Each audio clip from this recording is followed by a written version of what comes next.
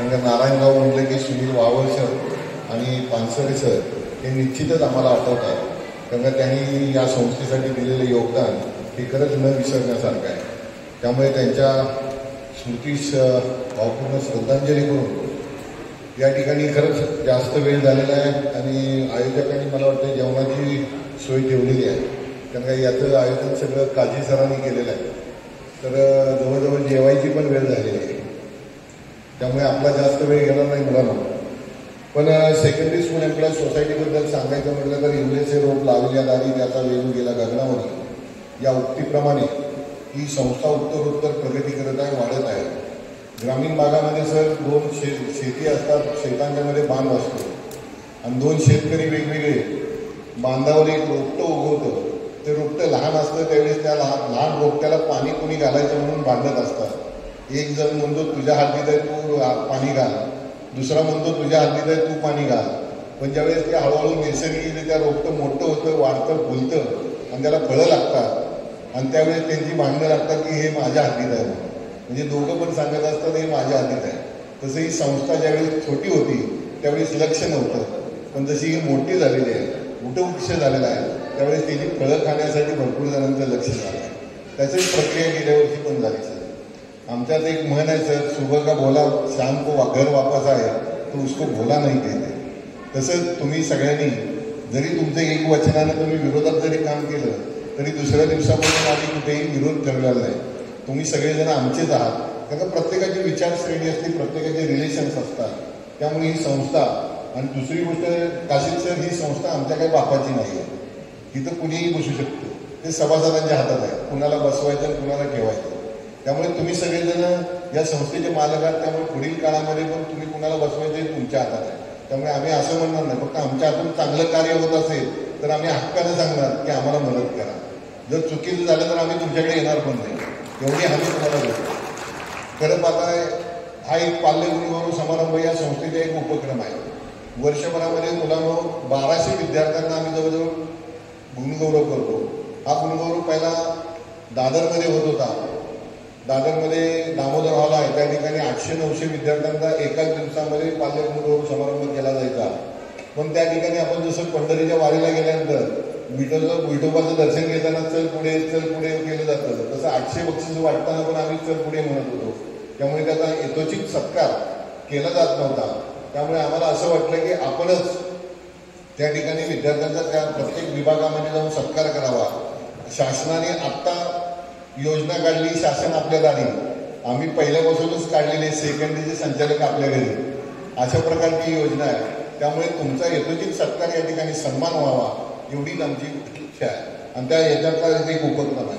Secondary school employees society म्हणजे 2000 भागभांडवल असलेली संस्था 2300 कोटीच्या घरामध्ये आहे. 29 शाखा आहेत आणि जवळजवळ 35,000 सभासद आहेत. सर, सांगायला अभिमान वाटतो की हा मिनी भारत आहे. सेकंडरी सोसायटी ही मिनी भारत आहे. कारण का प्रत्येक राज्यामधला शिक्षक या संस्थेमध्ये सभासद आहे. कारण का मुंबईमध्ये विविध धर्माच्या, विविध पंथाच्या, विविध जातीच्या, विविध शैक्षणिक संस्था चालकांच्या शाळा यामध्ये समाविष्ट आहेत. साधारणतः 4500 शाळा या संस्थेची संलग्न आहेत आणि त्यामध्ये 35,000 सभासद आहेत. म्हणजे अशा प्रकारे ही चाललेली संस्था अनेक वेगवेगळ्या योजना आपण करत आहोत. ठेवीची योजना किंवा जीवन सुरक्षा तुम्हाला सांगितली. त्याचबरोबर पर्यटन विभाग आपण चालू केलेला आहे. त्याचबरोबर मेडिक्लेम योजना आहे. ज्या मेडिक्लेम योजनेमध्ये 5 लाखाचा सम इन्शुरन्स आहे आणि वर्षाला 20,000चा प्रीमियम आहे. आता तो महिन्याला तुम्हाला भरायचा आहे, एकदम भरायचा नाही. डे 1 पासून आहे. मेडिकल चेकअप नाही आणि त्यामध्ये कुटुंबातले 4 व्यक्ती समाविष्ट आहेत, पती पत्नी आणि 2 मुलं. साधारणतः प्रायव्हेट ज्या कंपनी आहेत त्याच्यामध्ये वय 25 वर्ष मुलांचं असतं. आपले 30 वर्षापर्यंत त्यांना घेता येतो मेडिक्लेमचा फायदा. विद्यार्थी मित्रांनो किंवा सभासद बंधूंनो, सांगायला आनंद होतो की साधारणतः 8,000 कुटुंब या योजनेची संलग्न झालेली आहे. आपला क्लेम रेशो 120% आहे. मेडिकल चेकअप नाही आहे. म्हणजे कोणत्याही प्रकारचे आजार असोत, जुने असोत, नवीन असोत, तुम्हाला त्या ठिकाणी त्याचा अंतर्भाव तिथे केला जातो. डे 1 पासून आहे, वेटिंग पिरियड नाही आहे. आणि ओरिएंटल कंपनीशी आपण टाईप केलेला आहे. आज तुम्ही या हॉलमध्ये येताना या 4 व्हीलर तुम्हाला बाहेर दिसतात तुमच्या स्वतःचे, त्या निर्जीव वस्तू आहेत. त्या निर्जीव वस्तूचा तुम्ही वर्षाचा प्रीमियम भरताय, इन्शुरन्स काढताय. मग आपल्या सजीव देहाचा काढला पाहिजे का नको आहे? कारण का आपल्याला एवढं कळतं की मेडिकलमध्ये गेल्यानंतर हॉस्पिटलला ॲडमिट झाल्यानंतर मेडिकलचं बिल आल्यानंतर आपल्याला कळतं की मेडिकलचा हप्ता जास्त आहे का मेडिक्लेमचं बिल जास्त आहे. कारण का आपण पाहतो बिल भरताना आपल्याला कळतं पैसे नाही आहेत आपल्याकडे.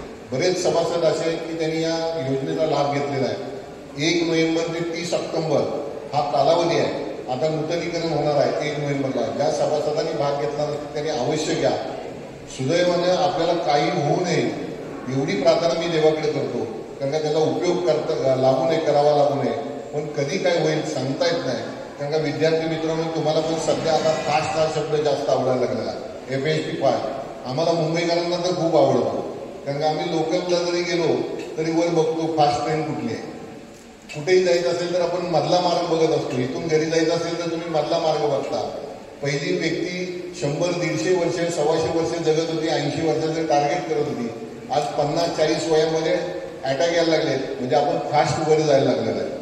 त्याचं कारण आपली जीवनशैली बदललेली आहे. अन्न आहार आपला बदललेला आहे आणि त्या आहाराला पण नाव आलेलं आहे फास्ट फूड. जे आपल्या जिभेला चांगलं लागतं, चवदार लागतं, जे फास्ट फूड आपण खातोय आणि त्याचा परिणाम आपल्या शरीरावर होतोय. त्यामुळे संस्था विचार करत असताना सभासदांचा सर्वांगीण विकास कसा होईल, कशा फायदा मिळेल या दृष्टिकोनातून संस्था काम करत आहे. लोणावळ्यासारख्या ठिकाणी विश्रामधाम आहे. 500 रुपयेमध्ये आपण राहायची सोय करतोय. नारायणगावला आहे. त्याचबरोबर सोलापूरला आपण घेतलेलं आहे. अक्कलकोट, तुळजापूर, गंगापूर गेलं तर त्या ठिकाणी राहायची सोय केलेली आहे. कराडला आहे. आता नुकतंच आपण महाबळेश्वरला 11 गुंठ जागा घेतलेली आहे. त्यामध्ये 20 रूम आणि 1000 लोक बसतील असा हॉल तयार करतोय. जेणेकरून आपल्या शाळेची सहल जरी गेली तरी त्या ठिकाणी राहता यावं अशा पद्धतीने आपण तिकडे योजना करतोय. आत्ताच सरांनी सांगितलं, काजी सरांनी, की दादरला या ठिकाणी कारण का भरपूर दिवसाचा संचालक मंडळाचा मानस होता की ग्रामीण भागातून काही शिक्षक किंवा सभासद आपल्या मुलांच्या परीक्षेसाठी MPSC UPSC परीक्षेसाठी येतात. काही मंत्रालयात कामासाठी येतात. काही जण दवाखान्यानिमित्त तिथे येतात आणि राहण्याची मुंबईमध्ये सोय होत नाही. त्यामुळे आपण साधारणतः 11,000 स्क्वेअर फीटची बिल्डिंग, 4 मजली बिल्डिंग दादर स्टेशनच्या जवळ घेतलेली आहे आणि ते झालेलं पण आहे. आता 2 महिन्यामध्ये आपण ते चालू करतो. त्यामध्ये एक माळा आपण डॉमेटरी टाईप बनवून त्या ठिकाणी 200, 250, 300 रुपये घेऊन नॉमिनल त्या ठिकाणी 24 तास राहण्याची सोय आपण त्या ठिकाणी करत आहोत. म्हणजे अतिशय चांगल्या प्रकारे योजना ह्या संस्थेच्या मार्फत राबवली जात आहे आणि याचं श्रेय तुम्हाला सर्वांना जातं. कारण का तुम्ही ठेवलेला प्रचंड विश्वास, या प्रचंड विश्वासाच्या आधारावर 1000 कोटीच्या ठेवी आमच्या संस्थेकडे आहेत आणि 2400 कोटीचा टर्नओव्हर आहे. म्हणजे साधारणतः 300 ते 400 कोटी आम्हाला मुंबई बँकेकडून घ्यावे लागतात. त्याचा व्याजदर 8.90 आहे आणि आपला व्याजदर आहे 9.90. म्हणजे 1% संपूर्ण व्यवस्थापन पाहिलं जाते, पगार पाहिला जातोय, कर्मचाऱ्यांचा पगार, ऑफिसचे भाडं वगैरे सर्व पाहून त्या ठिकाणी पाहिलं जात आहे. विद्यार्थी मित्रांनो हे तुम्हाला माहीत असावं कारण का तुम्हाला आता भावी आयुष्यामध्ये तुम्ही पुढे जाणार आहात. तुम्ही गुणवंत आहात त्यामुळे तुम्हाला इथे सत्काराला बोलवलेलं आहे. तुम्ही भविष्यामध्ये कीर्तिवंत व्हावं यासाठी तुमच्या शाबासकीची ताप तुमच्या पाठीवर पडावी या दृष्टिकोनातून आम्ही या ठिकाणी बोलवलेलं आहे. कारण का आत्ता आधुनिक काळामध्ये अनेक प्रलोभनं आपल्याला आहेत. कारण का सगळ्यात मोठं प्रलोभन तुमच्या हातामध्ये आत्ता सध्या आहे की जे मोबाईल म्हणून आपण वापरतो. वक्ता जर 20-30 मिनिटाच्या वर बोलायला लागला तर लोक खाली डोकं घालून चॅटिंग चालू करतात. कारण का आपली मानसिकता आता बदलत चाललेली आहे. कारण का मुलांची पण मानसिकता अशी झालेली आहे की ऑब्जेक्टिव्ह टाईप प्रश्न सोडवायचे, दीर्घोत्तरी प्रश्न कोणी लिहित नाही आता. कारण का जास्त लिहिण्यासाठी डोकं वापरावं लागतंय. पण त्याची माहिती तुम्हाला मोबाईलमध्ये मिळते एवढी निश्चित आहे. चांगल्या गोष्टी मोबाईलमध्ये आहेत. संपूर्ण जगाची पुस्तकं तुम्हाला त्या मोबाईलमध्ये मिळतील. पण आपण पाहत बसतो की चॅटिंग करत बसतोय आणि आपण त्या ठिकाणी हे करतोय. पूर्वी आपण ग्रामीण भागामधले शिक्षक आहोत. आपण विद्यार्थी दशेत असताना पारावर जाऊन बसायचो, 4 मुलांना घेऊन खेळत होतो, शारीरिक कष्ट करत होतो. त्यामुळे ते खेळणं आपले शरीर सुदृढ बनत होतं. आपल्या चर्चा होत होती, वादविवाद होते. आज मला पाहायला मिळते की घरामध्ये 4 व्यक्ती असतात पण संध्याकाळी 4 कोपऱ्यामध्ये मोबाईल घेऊन बसलेले असतात. कोण फेसबुकवर असतं, कोण इंस्टाग्रामवर असतं, कोण चॅटिंग करत असतं. म्हणजे 4 जण पण जेवताना बोलत नाही एकमेकाशी. एवढे व्यस्त झालेले आहेत त्या मोबाईलमध्ये. म्हणजे आपलं ओठावरलं बोलणं कधी बोटावर आलं हे आपल्याला कळलेलं नाही. आता काही लोक त्या मोबाईलच्या माध्यमातून समोरच्याला आदेश द्यायला सुरुवात केलेली आहे. काही स्पॅनिश वगैरे असे काहीतरी गेम आलेले आहेत की समोरचा त्याला आदेश देतो. आपल्यातल्या 2 सभासदांच्या मुलांनी आत्महत्या केल्या त्या गेममुळे. म्हणजे अशा प्रकारे आपण भात चाललेला. त्यामुळे किती मोबाईलचा आपल्यावर परिणाम होऊन द्यायचा हे आपण ठरवायचं आहे. कारण का विद्यार्थी मित्रांनो तुम्हाला सांगणे एवढंच आहे की आमचा सामान्य जो सभासद आहे किंवा तुमचे जे पालक आहेत त्यांच्या जास्त अपेक्षा नाही आहेत. तर तुम्ही कुठेतरी मोठं व्हावं, कुठेतरी उच्च शिक्षित व्हावं, चांगले IPS IAS अधिकारी व्हावं, एवढीच माफक इच्छा आहे आणि त्यासाठी ते कोणतेही काबाड कष्ट करायला तयार आहे. त्यामुळे तुमची समाजामध्ये मान कुठे खाली होणार नाही या दृष्टिकोनातून प्रयत्न करा. संस्था तुमच्या नेहमीच पाठीशी राहील, नेहमीच तुम्हाला आर्थिक सहकार्य करेल एवढी ग्वाही अध्यक्ष या नात्याने मी देतो. आत्ताच काजी सरांनी 2 प्रश्न मांडले की आम्हाला एखादी 50व्या सुवर्ण महोत्सवी वर्षामध्ये काहीतरी भेट वस्तू द्यावी. मी संचालकांची मागणी न घेता मी मान्य करतो. तुम्हाला 1 नोव्हेंबरनंतर एक भेट वस्तू तुम्हाला दिली जाईल. त्याचबरोबर फक्त सभासदांनाच नाही तर शाळेला पण एक भेट वस्तू दिली जाईल, प्रत्येक शाळेला. या दृष्टिकोनातून निर्णय घेऊ. फक्त रिटायर्ड लोकांचं काय आहे, गेल्याच वर्षी 2,000 तर आम्ही 5,000 केलंय. मग एकाच वर्षात लगेच वाढ करणं हे योग्य दिसणार नाही. म्हणून 2-3 वर्ष जाऊ द्या. काजी सर जरा जवळ आले रिटायरमेंटला की मग आपण वाढूया, म्हणजे त्यांना पण बरं वाटेल. अजून बरेच प्रश्न आहेत. ग्राहक भांडार एक चांगला महत्त्वाचा विषय घेतलेला आहे. कारण का आम्ही गोव्या या ठिकाणी गेल्यानंतर एक 5-6 संस्थांना भेट दिली तर त्यांनी सांगितलं की आम्ही ग्राहक भांडार अशा प्रकारे चालवतो की कंपनीशी डायरेक्ट टाईप केलेला आहे. मग सोनी असो किंवा कुठली असो, TV, फ्रीज किंवा अशा प्रकारच्या वस्तू असो, त्या कंपनीकडून घेतले की साधारणतः 30 ते 40% मार्जिन मिळतं आणि ते आम्ही सभासदांना डायरेक्ट देतो. त्यामुळे 0% व्याजदरावर आम्ही ही योजना चालवत आहोत. त्याचबरोबर आता आम्ही प्रायोगिक तत्वावर एक मेडिसिन काढतोय, मेडिसिन योजना, की जेणेकरून एक ॲप घ्यायचं.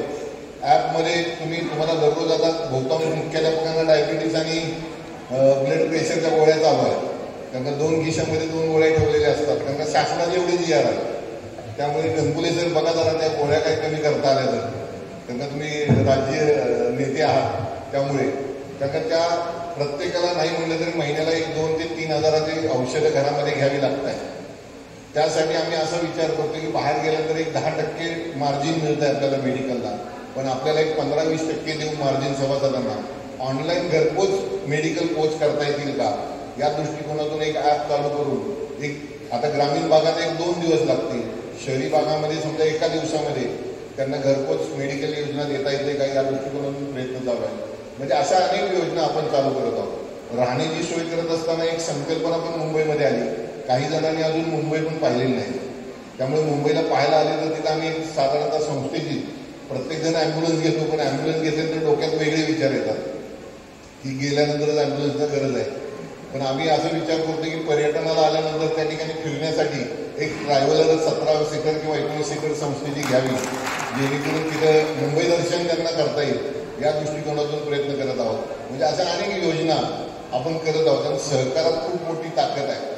सहकारात एकत्र आल्यानंतर खूप मोठं काहीतरी शिवधनुष्य आपण उचलू शकतो आणि वेगवेगळ्या योजना काढू शकतो. तुम्हाला सांगायला अभिमान वाटेल की आम्ही शिक्षकांना करोडपती पण बनवले सर. कारण का खारघरसारख्या ठिकाणी 2006 साली 935 रुपये स्क्वेअर फीटाने घरं दिलेली आहेत. 130 घरं दिली आणि 935 स्क्वेअर फीटाने म्हणजे 1 BHK 5 लाखात आणि 2 BHK 8 लाखात. आजच्या घडीला त्याची किंमत आहे 60 ते 70 लाख 1 BHK आणि 1 ते 1.25 कोटी 2 BHKला तिथे रिसेल होतो. आपली सर्व्हिस जरी 30-35 वर्ष झाली तरी आपला ग्रॅज्युएटिंग PF 15-20 लाखाच्या वर जात नाही. म्हणजे आम्ही या ठिकाणी 10-15 वर्षामध्ये सभासदांना लोकोपती बनवलेला आहे. म्हणजे अशा पद्धतीच्या योजना गृहसंकुल जवळजवळ 800 शिक्षकांना घरं देण्यात आलेली आहेत. त्यामुळे पुण्यात पण आपण नवले ब्रिजच्या तिथे चालू केलेला होता. म्हणजे असे वेगवेगळे योजना आपण चालू करतोय आणि त्याला तुमचं सहकार्य मिळतं ही फार महत्त्वाची गोष्ट आहे. कारण का संचालक मंडळाने नुसते निर्णय घेत पण त्याची साथ पण तुमच्या सर्वांची पाहिजे. त्यामुळे विशेषतः नारायणगाव शाखेनं जे काय आज शब्द दिला की आम्ही तुमच्याबरोबरच राहणार, तो शब्द माझ्याकडून तरी पडणार नाही. तुमच्या मनामध्ये कुठली शंका येणार नाही की आपण मत किंवा आपण निवडून दिलेली व्यक्ती वाईट मार्गाला आहे किंवा चांगली नाही आहे. असा शब्द मी अध्यक्ष या नात्याने तुम्हाला देतो. आणि एवढंच सांगेन विद्यार्थी मित्रांनो, लक्ष्य प्राप्तीसाठी नुसतं उत्साही असून चालत नाही तर ते पूर्ण करण्यासाठी वेळ लागला पाहिजे. तर इतिहासामध्ये जेवढ्या काही मोठ्या व्यक्ती होऊन गेलेल्या आहेत त्यांचं जर आत्मचरित्र वाचलं तर साधारणतः धीरूभाई अंबानींचं घ्या. धीरूभाई अंबानी पेट्रोल पंपावरून पेट्रोल टाकणारी व्यक्ती आज जग मुठ्ठीमध्ये करत राहा. निश्चितच तुमच्या पुढे यश पायाच्या घड्या घालून उभारली पाहिजे. आपोआप कुठलेही येणार नाही तुम्हाला. जर दगडाला आपण घाव घातले तर त्याच्यातून मूर्ती बनते. आणि त्या मूर्तीला आपण नमस्कार करतो. तसं तुमच्यावर घाव आता चालू आहे, ते घाव सहन करण्याची ताकद पण तुम्हाला देऊ एवढी इच्छा व्यक्त करतो. तुम्हाला पुढील भावी आयुष्यासाठी शुभेच्छा देतो आणि सभासद बंधू भगिनींचे धन्यवाद मानतो. आणि खरंच जास्त वेळ झालेला आहे, कारण बेनके सरांनी वक्ते जास्त ठेवलेले होते, त्यामुळे बेनके सरांना पण आता पुढच्या कार्यक्रमामध्ये जरा शुभेच्छा देतो की जरा वक्ते कमी ठेवत जावं. की जास्त वक्ते असल्यानंतर काय होतं, आचारी जास्त झाल्यानंतर मीठ जास्त पडतं, बरोबर आहे की नाही. प्रत्येकाने येऊन मीठ टाकायचं. त्यामुळे कार्यक्रम थोडक्यात घेण्याचा प्रयत्न करतो. मुलांचा पहिला कार्यक्रम घेणं गरजेचं आहे आपल्याला. त्यामुळे सर्वांचे आभार व्यक्त करून या ठिकाणी थांबतो. जय हिंद, जय महाराष्ट्र, जय शिवराय.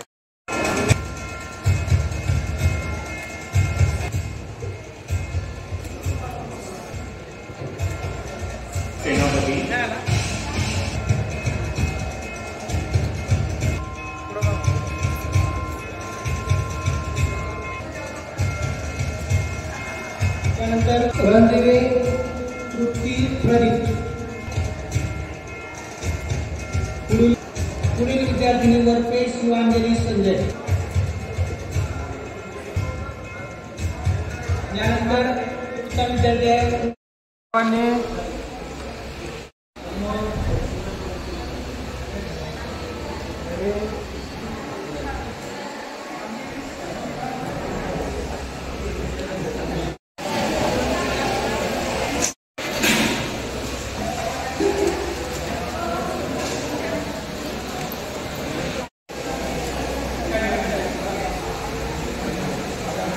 साधं काम नाही.